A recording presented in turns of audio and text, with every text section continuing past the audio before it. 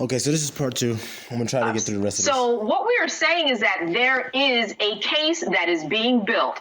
Evidence is coming forward, and this is why these men have been temporarily suspended from their position. So a case is being built. It hasn't gone to court yet, but there is evidence. Sure. The evidence is strong. And let me tell you, there are going to be more people that comes to the hotline, more people that will be sharing their information and stories in order to build a case. This is what people said in the Me Too movement. Oh, nothing's going to happen. And look what happened. The Me Too movement was a whole bunch of bullshit too. A whole bunch of women coming out years later saying that they did shit in hopes of getting a job. Like for instance, I'm just going to say something, but this is I'm not really basing this off anything, but this is the gist about the Me Too movement. You have a woman years later, decades later down the line. Oh, well, I gave such and such director fellatio, he made me give him fellatio and stuff like that. And I never got a job, or my acting career never took off, whatever. So now, 20 years later, I'm going to say that he forced me to do this stuff. Now, are there some dudes out there that were probably forcing women? Yes, of course. I wouldn't doubt it. But the overwhelming majority, no. Look, if you freaking want to go down on a dude in hopes of that landing you a role and it doesn't, you can't come back and be like, oh, well, yada, yada. You chose to do that. But again, obviously, most women in general, actually, don't know how to take accountability. So, they find themselves in these positions where years later they want to say, oh, that they were taken advantage of. No, not really. Not, you it's pay to play. You wanted to do that. That's the risk you took. You have the choice to be like, you know what, that ain't for me. Then I'm going to go back to school and get a degree and do some whatever the case may be. But you chose to do that, with hopes of grandeur. Now if you would have gotten the role, and then you were a B-list celebrity, and then all this stuff, you wouldn't be coming back 20 years later saying, oh yeah, that happened. So just, that's just some nonsense too. And obviously I'm not over here trying to advocate for people taking advantage of people, especially sexually. But what I'm trying to say is, what I'm saying is that it's not, the Me Too movement tried to frame it as such, and it's not entirely true. Lee, let me ask you this question, Lee. You don't find it strange that in Philadelphia, that's 43% black, this station hasn't had a full-time news producer in 6 years? So I think the whole point of that question is bias. Actually, no. It's the bias question. Actually, I'm asking you a question. You have to look at the way that the question is phrased. You have to look at, it's not just 43 million people. It's how many people are qualified. No, it's not 43 million. It's 43%. Oh, 43%. It's how many people of that percentage are qualified. How many of them have journalism degrees. You can't just throw out a number and say black people. You can't do you actually wake up with this bullshit in your mind? You see what I'm saying? Like, is all that necessary, Roland? But look, let me answer the question. Philadelphia is 43% black. And he said that this news station hasn't had a black full-time producer on staff in 6 years. So, as to what Lee is saying, okay, 43%, okay, what the fuck does that mean? What does that mean? Out of the 43%, like let's just start narrowing some of this down. Because numbers, I don't say they never lie, but let's just go to the numbers. Out of 43% of Philadelphia is quote unquote black, right? So what percentage of the 43% has a record? Well, let's just start with that, because that's going to disqualify you for a lot of those jobs, whether rightfully or wrongfully. Okay, so what percentage of them have records? What percentage of them graduated high school? What percentage of them graduated a 4-year college? For journalism. That 43% those numbers start to dwindle and dwindle and dwindle. So you want to sit here and say, oh, there's so many black people living here. But yeah, but how many of them are freaking literally coming up in single parent households where the odds are stacked against them to begin with? But you're not talking about that, Roland. You're not talking about that. You want to sit here and talk about, oh, there aren't any black people in this news office. Like, are you fucking kidding me? That's what the fuck you're talking about? But you're not talking about how many people out of that 43% are actually going to freaking make it to graduate high school. Huh? You're not talking about how many of them are actually going to fucking succeed. Now, actually, you're talking about how many of them are actually going to become business owners and give back to the community and produce for the community. You're not talking about none of that shit. You're talking about how many of them aren't working in a goddamn racist environment that you know is racist. That's what you're talking about. Like, come on. And you got the nerve to talk to this man all crazy. Vince Roland, Lee, I'm a 31-year member of the National Association of Black Journalists. Are you telling me, Lee, you say you in New York? You in New York, right? I am, yeah. So if there was a law firm in New York that's a major law firm in New York City, which has the largest concentration of black people in America, and if that law firm was all white, it wouldn't ever occur to Lee to say, how y'all all white in New York City? So, I get what Roland's trying to get across, for the record. I get what he's trying to say. He's trying to say, what are the odds that one black person couldn't get in, out of all the black people that live here? I get that. But it's a little disingenuous to just say, oh, there's that many black people going. How many quote-unquote black people go to school for that? I don't know, but I need to see the numbers. How many of them actually graduate? I don't know. I need to see the numbers. And again, am I saying that these people aren't racist and aren't trying to keep these people out? No, I'm not. And also what I don't know is that how many positions actually opened up over those 6 years. I don't know. I know when I worked in corporate America, there was a position that I wanted. The terms were 5-year periods, and then at the end of the 5 year, the people could they could re-sign up. So you never knew when you were going to get your goddamn shot. A lot of people, it's a good gig, so they don't want to retire. They don't want to leave. They want to stay there and retire. So I don't even know how many positions actually opened up. Again, it could have, it could not have. I don't know. Roland isn't giving that information, and like I said, I didn't go and look it up because, again, for what I'm trying to get across, it doesn't really matter. That stuff doesn't really matter. What these videos are about is we can't allow people like Roland Martin to detract us from what the fuck we should be really talking about, focusing on. Okay, corporate America is racist. So you want to sit here and complain about how racist it is and how wrong it is instead of freaking starting your own shit? Wrong with the platform that you got, and all the YouTube followers that you got, you can't, start your own shit and help people, huh?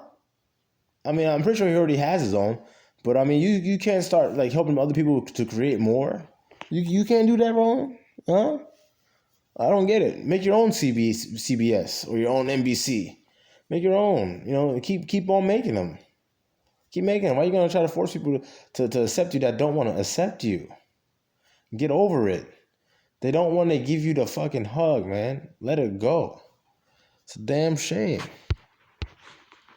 Well, I think this is going to take into question whether any qualified black lawyers actually applied to work here at the firm. Well, yes, that would be the first question that any rational freaking thinking person should ask. That should be question number one. How many applied, if any? Like when you're trying to get to a solution for something, it's called the root cause analysis. So you want to start, weeding out all the things that aren't, the root. You want to get to the root. So first, yes, the basement or the ground floor would be, well, are they applying? Okay. Oh, none applied. Okay, well, that answers the question right there. Oh, they are applying. Now, let me see their resumes juxtaposed to the resumes of people that actually got the position. Assuming positions were being filled over those 6 years. Again, I don't know. Assuming that they were, okay, let's look at the resumes in juxtaposition to other people that got the position. Then you can sit there and say, okay, well, this person is actually more qualified than this person. And the only difference here is that this person is quote unquote black, or whatever the case may be. Then, yeah, that's how you go about it. That's how you go about it. You have to do an investigation. You don't just walk into a boardroom and just say, oh, there's all white people here. Well, they're racist. They're racist. You know what I'm saying? Because, again, like I said, if I had my own business or whatever, and I have a board meeting or any kind of meeting, and then a white person walks in, and they're like, wait, all these black people here? What? You're racist. Would that be fair? Well, would that mean that I'm racist? No. And I hate to use the term fair because I don't believe in that either. But does that necessarily mean that I'm racist? No, it doesn't. No, it doesn't. Could I be racist? Yes, I could be. But that doesn't fucking mean that I'm racist. And that's the overall point. Stop using all this energy on this race bullshit. Because at the end of the day, whether it is, or let's just say it is, what the fuck are you going to do about it? Nothing, because you don't have the power. Because it's not about racism, it's about power. You don't have the power to do shit about it. So what we need to be focusing on is how to fucking get some power. And you don't get power by fucking bitching and complaining about the white man having all the goddamn power. I'm not gonna say that, Lee. You're gonna say, Roland, how the hell y'all don't have any black lawyers here? But so that's not what or are you gonna say, hey, just give me a group white hug, we good? Roland, I think it's funny he said that because that's actually what Roland wants. Roland wants the white man to come and say, "Here, Roland, give me a big white hug, and we good." And give him a kiss on the cheek. That's what Roland wants. I think what we have to realize is that when you make things about race that are not, hey, Lee, look at how many people. If I see how many times is he gonna cut this guy off and say his damn name? He sounds like a bitch. Roland sounds like a $2 bitch right now, man. Like, what the fuck, bruh? You calling this man's name more than his fucking woman probably calls his fucking name. Like, what the fuck is wrong with you? You the host. Shut the fuck up and let the man speak. Why bring him on a show if you won't let him speak? Full of white lawyers and ain't nobody black. That ain't race. No, not necessarily, you fucking moron. Like, what? This is what I'm talking about. So educated, but you're saying some silly ass shit. Could it be? Yes. Is it? Definitively, we don't know that. It's that simple. You have to find out. It's not, Roland, and I think that's it's the just problem. all white. It's not. It's you just look all at white. how many people. For example, So let's take your legal field. Let's take your legal. No. example. I'm gonna stick with the journalism. All I'm asking is this here: if I got an all-white newsroom, 6 years, not somebody left, we didn't replace them in a year. 6 years, no full-time black producers at all. You telling me? Again, I don't know if they were hiring other people in that time, in the interim. I don't know. If they were, again, I told you the steps that you would take to figure out what's going on there. And again, I'm not sitting here trying to say that, like playing devil's advocate. No, it's called being objective. It's called taking what the information you have and being objective, not just being biased or having an agenda that I'm trying to freaking push. It's real simple. Based off the information that I have, that's not enough information to judge whether this person is racist or not. That's not an indication we got a problem. Knowing full well that Philadelphia is one of the top 5 media markets in the country, and there are people all over the country eminently qualified who would love to work in Philadelphia. Are you telling me there ain't a problem? I'm telling you, you're looking for a problem where there may not be one. Look again. Yeah. So what Roland's saying, can it be indicative of something? Yes. The answer is yes. That's the answer. It could be indicative. And maybe we should take a closer eye on that if that's what you really want to do. If you really want to be somewhere people don't want you, then yes.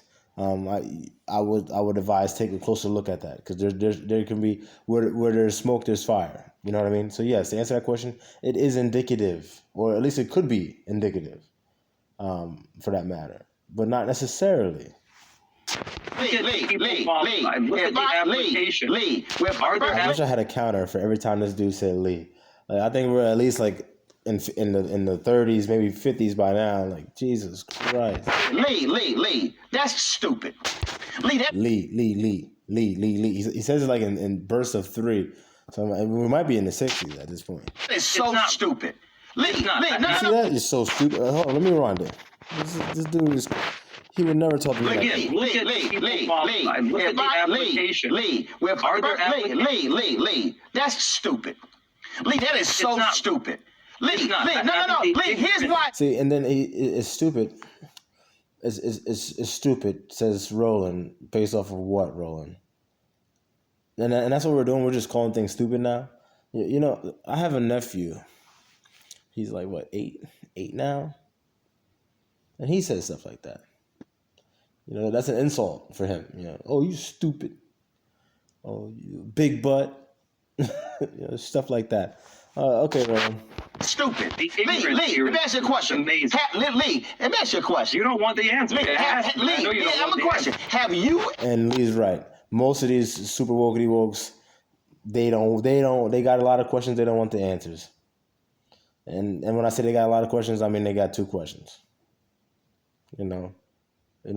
Am I getting any points for being super woke? Oh, come on, man. Get the fuck out of here. Ever sat down with television head? Enjoy a Wawa barbecue brisket on a brioche bun or in a bowl today. Gotta have a Wawa. Headhunters. Well, the crazy part is these commercials I just thought about. Normally I don't have commercials in my videos, but this one got like damn 2 already. And I ain't getting paid for this shit. I can tell you that I've been in boardrooms. No. I asked you specifically. I can tell you. No, Lee. That I have answer my question. Has Lee ever sat down with television headhunters? No. I have. But that's not indicative of racism. Wait. It's not. I have. 19. Lee. I am educating you about my business, which you know nothing about. And I'm educating you on reality. 1990, board meeting, the National Association of Black Journalists. We had a meeting with the top headhunters for television. Frank Maggot, all of them. They said, oh my God, we just have difficulty finding qualified black producers. The nonsense you just said. Sitting to our right was Callie Crossley. Callie Crossley was the top producer for medicine at ABC's 2020. Callie Crossley, Oscar-nominated producer for Eyes on the Prize. Callie Crossley then said, how many do y'all need? They said, well, what do you mean? She says, y'all said y'all can't find any. She says, how many do you need? Give me your category of. This is exactly. I'm not done. She said, give me your category of. Do you want 5 years experience, 10 years experience, 15 years experience, 20 years experience? So Lee, when you say, oh my God, did any qualified actually apply? Yes. How do you know that, Roland? How do you know Because Lee, this is what happens when you read. You're asking, how do you know that, Lee? Because I know my business. There's a lawsuit that's been filed against CBS in Miami where they were pushing people to only be freelancers. There's an entire body of people who are freelance producers in Miami, in Philadelphia. Well, there's reasons for that. And I'm not, again, I didn't do any research on none of this crap. But there's reasons for that, why corporations push people to do things like such as freelance and stuff, because they don't want to bring them on full time, because then it costs more. You have to offer them benefits and all that stuff. So it's more cost efficient to have them just as a freelancer, outsourced third party. You know, that's very common. A lot of corporations try to do that. You know, some are successful in doing so, and some actually they go to court and then they have to fill a quota of certain people for the position. So just based off of what he's saying, again, that doesn't necessarily mean that it's all race driven. You know, just because they're making them be freaking freelance doesn't mean that it's all race driven. Like I said, that's very common in corporate America. They're trying to cut costs. When you have a corporation that's freaking nationwide or region wide, you have payroll. Payroll is the biggest thing in most companies. That's the biggest expense. So, and part of that is the insurance that you have to pay for. Because obviously, the way our healthcare system is set up in this country is that you get it through your employer. So the more jobs that you offer, the more money you have to pay them in compensation/benefit packages. So obviously you wouldn't want to have that many people on, especially if you want to make sure that you're getting the highest return for the board members and the investors. This is real. That's freaking business 101. Like, this isn't necessarily racist, but Roland will get on here and say that shit like that to people that don't know what I just said, and be like, oh, well, see, well, he was right. This is why I listen to Roland every day. Like, no, man, he's being disingenuous. Because I'm sure that he knows what I just said.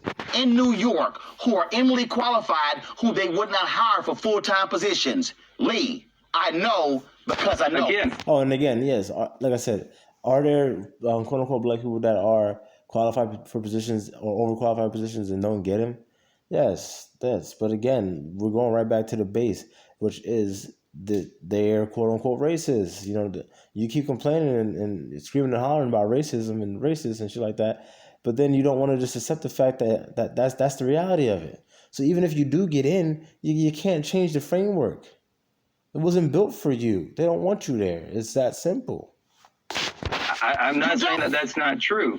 I'm not saying that that's not true, but I think what you are missing. How do I know? What you are missing is that you can't take a percentage of people. You can't say, oh, well, there are 43% of black people live in this particular area, so there should be, maybe something equivalent to that, or maybe why aren't there more black people? It doesn't work like that, Roland. I'm sorry to tell you, but Lee, are you trying to explain? Lee, are you trying to see, Candace and Amisha? This is what's silly when black conservatives make these arguments, and they literally are essentially apologists for white supremacists. That's not what I'm saying. And I think if you say that, you obviously are not listening. Here's the deal. Because I'm happy to explain. I am smart enough to know. I am smart enough to know, Amisha, that when I can walk into a room, ain't no black people, and then you ask the question, how y'all all white? And the answer is a white man created it. It's a white man's business. It's that simple. You dumb motherfucker. Like, I'm so smart that I could walk into a room and say, "Oh, they're all white, so they're all racist." Like, what the kind of stupid shit is that? Like, come the fuck on, man. Then it's like, that sounds like a question that someone who's racist would say. No, that's not because you're assuming. You're assuming. Amisha, go ahead. Lee, the dichotomy you use is the same one that white supremacists have used for decades. Well, black people don't compare me to white supremacists. You don't have to be educated. Actually, Lee, it has been proven faulty over and over. Lee, I just listened to you talk for almost 15 minutes, sending all of America off. At Raymore and Flanagan's President's Day. Well, first and foremost, he wasn't talking for 15 minutes because he kept getting interrupted by you and by Roland. And it hasn't even been 15 minutes of segment yet. Savings event. You'll get 10 or 20% off everything.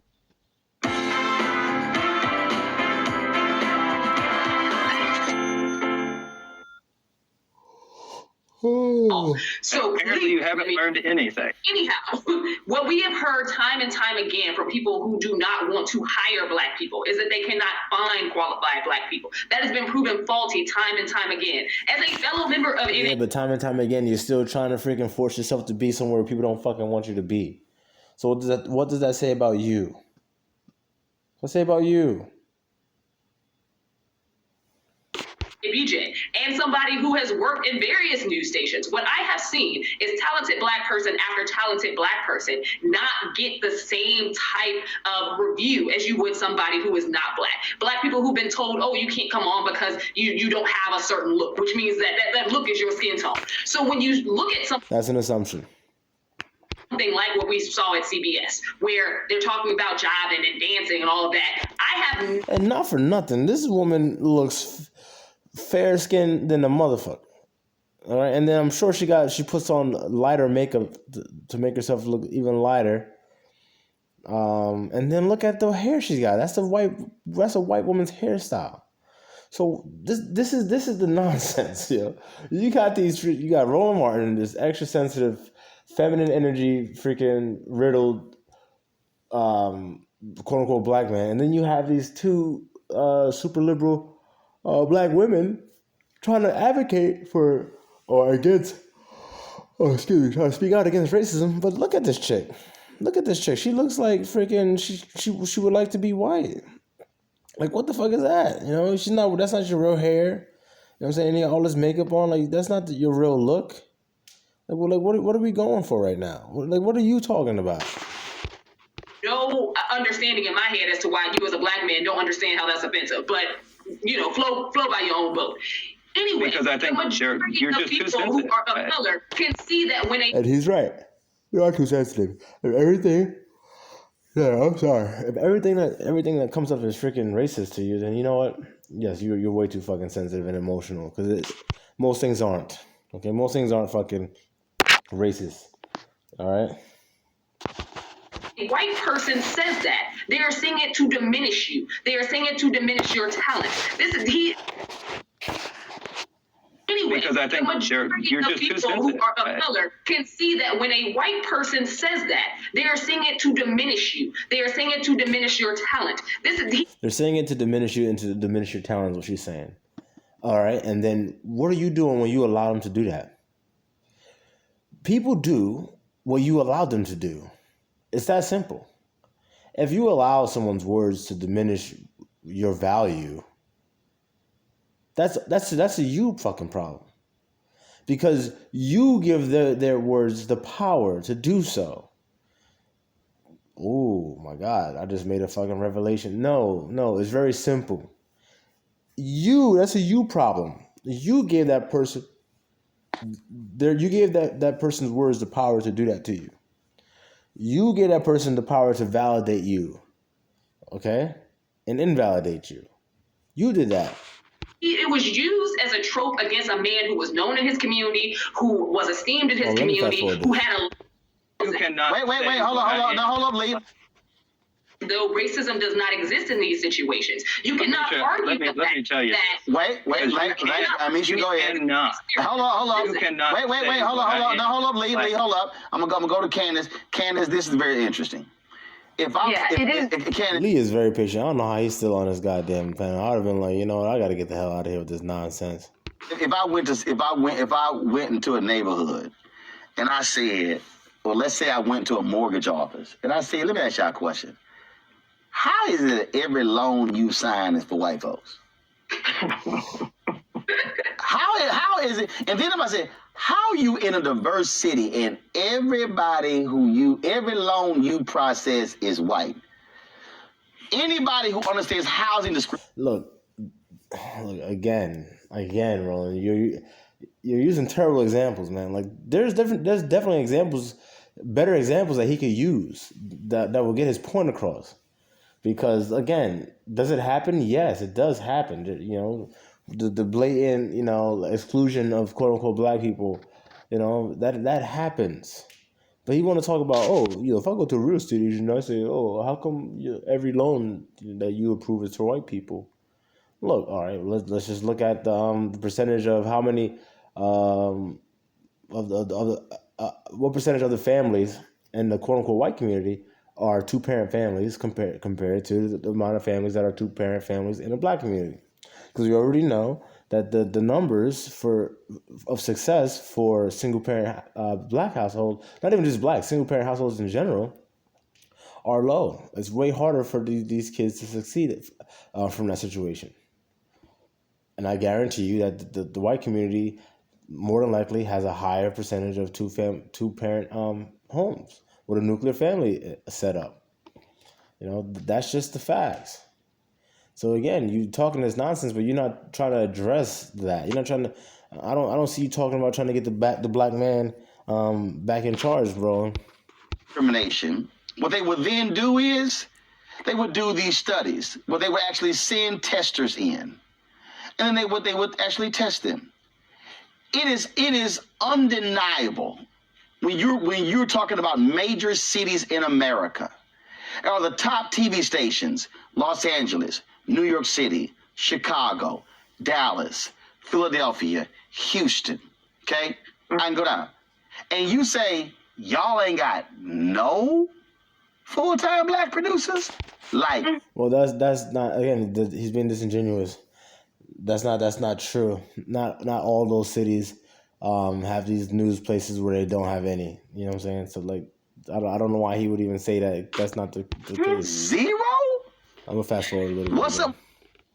People who don't know, they will hire people on the anchor desk who reflect the community, right? So you look in Detroit, Michigan, they have a large Muslim community, people rooms. They are the gatekeepers of people who don't look like them, because they have to play and spend long hours, and they don't care to say, which is why often when you are in these newsrooms, you're the O&O. You're the one and only, all right? It's not just, you know, at different levels of operations, and qualified for this job is grounded and rooted in racism. Lee, I have said to you before, I would like the key to the parallel universe that you are in. It seems rather you're living in it. No, wait now. Finish your comment, Candace. Go ahead, Candace. It's real. All right, Lee, you got Lee, wait, you got 60 seconds, and then I got to end the show. Go.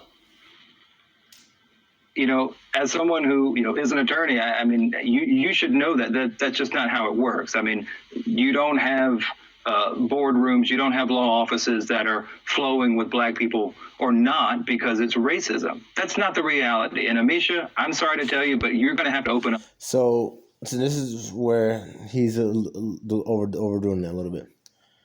It happens, and it does happen due to what would be called racism. But my thing is, one, it doesn't happen that like, it's not like overwhelming. Like there aren't any, like Roland was trying to say, like in any city, and then like, no, that's not the case. If that were the case, and you know, obviously that'd be crazy as hell. That's not the case. You know, there's some that really don't fuck with black people like that, and that's how they want to move. But at the end of the day, don't try to force yourself to be somewhere where people don't want you, because you know what? That's when bad things start to fucking happen for you, you know, or to you. So like, just start your own shit. Start your own shit before they wind up freaking, you know, making you go crazy. A book or read the news or something, because that's not what's happening in the real world. I have 3 degrees. I've worked in news. Trust me, I have my understanding. Listen to this part. And Amisha, I'm sorry to tell you, but you're going to have to open up a book or read the news or something, because that's not what's happening in the real world. I have 3 degrees. I've worked in. He said you had to open up a book because you pretty much, he's saying that you're uninformed when it comes to this. And her follow-up is, I have 3 degrees. What the fuck does that mean? We heard Roland has a degree. He might have multiple degrees, and we just heard him saying a whole bunch of nonsense for like an hour already. Okay, so what the hell does that mean? Why does that validate you? Who gave you that degree? A quote unquote white man, the same quote unquote man that you have problems with, allegedly. And that's my point.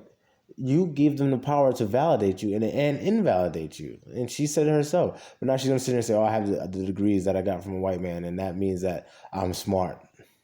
No, it means you're educated. You got an education. Doesn't mean that you're fucking smart or intelligent for that matter. Okay? You know, like they're not the same thing. Intelligence and smart, they're not. News, trust me, I have my understanding. I'm presidential information. Don't try to check me. And I can tell you, Amisha, that you still have all the hand gestures and all sorts of stuff. Like, come on, man. A lot of work left to do, because when everything is race, you need to learn about critical race theory. You need to learn your place. The large picture. When everything is about race, and Amisha, I'm sorry to tell you, but that's what you're making it. You're making everything about race, no, even when black man disgust me, and I'm going to tell you why. Because for you, it's not racism unless you get the N-word. Hold on, one second. Hold on. Yeah, I heard that. Black men discuss her. I'm gonna go back. Critical race theory. You need to learn your place. The large picture. When everything is about race, and Amisha, I'm sorry to tell you, but that's what you're making it. You're making everything about race, no, even when black men disgust me, and I'm going to tell you why. Because it's not. Black man disgusts me. See how quick the quote unquote black woman is trying to compete and put down the quote unquote black man. Like, oh man, this is crazy, man. Hold on, 1 second. 20 seconds. Amisha will have 30 seconds to respond. Kaz will have 30 seconds to respond, and then I'm into the show. Go. I'm saying as a black man, I have no problem calling out racism when it happens, when it exists, when it happens. But when we jump on every single thing because someone said one comment or because someone thought of something, that's not racism. And we're taking it too far. Justice Scalia said in an opinion that these are going to equivalent or equate to living in a society with civilians. 20 seconds is up. Amisha, go. Amisha, go. Lee is one of those conservatives who feels as though unless the N word is said or a cross is burned in your yard, it's not racism. I've heard this time and time again from Caucasian conservatives, and I think that Lee has swallowed he has drank the Kool-Aid there. No, and I'm gonna wrap this video up with this because what she said is fucking wrong. I mean, well, actually, I can't say that. I mean, she's speaking about that man, but as it pertains to the whole situation as a whole, no. Anyone with a brain, that's actually moving with a purpose and actually has goals, and that happens to be a quote unquote black man, who has his life in order. No. You don't have to wait till a goddamn cross is burning or someone calls you the N word. And again, I mean, just if a white person were to call me the N word, would that necessarily mean that they're racist? You know, sometimes people just say things that to try to get under your skin. You know, but does that mean that person really genuinely hates black people and stuff like that? No, not necessarily. And that's the point. You this whole racist game is like you're trying to decipher what's in people's hearts and in people's mind. You don't know that. You don't know that. It's hard to ever truly know that. So to sum this all up, Roland Martin is, I don't understand how people like literally listen to this man. I don't. All he does is try to push his fearmonger shit. Everything's fucking racist, yada yada, and he has no solutions, no real solutions. And he has way too much fucking feminine energy on him. It's ridiculous. And then for his panel, these women look at this one. Look at that weave, man. Look at that. Look at all that. That's not your hair. That's not your hair, man. It's not your hair. And why do you look like that? Why do you dress like that? Why is your hair like that? Oh, because you have to do that to be a Democratic strategist or whatever the hell she is. But you're still doing it. You're doing it. So I don't get it. If you're gonna be, so like, oh man, they don't want us in, yada yada yada yada, and I ain't for it. Then why would you conform? Because now you got your little posh job or whatever. You have your title, your label, and you're cool with it because you're like, ooh, I'm this and I'm that. But then if you didn't get the job, you'd be fucking bitching about, oh, that's racism. And then again, against their point. Because their point is, oh, not one black person. Okay, say there was one black person. Then you'd be fucking saying, oh, there's only one black person. So then when and where does it end? Because like I said, if there is one black person, oh, there's only one. Oh, of course there's only one person. Of course they only got one brother there. Like, come on. Then when does it end? It doesn't end. Because, like I said before, it just is a fucking game where it's just, no matter what, you're always going to, if you're a hammer, everything to you is a nail. That's it. And if you're freaking wokety woke or super liberal, blackety black, then you know what? Everything's racist to you. And that's just it. But with that being said, I'm out.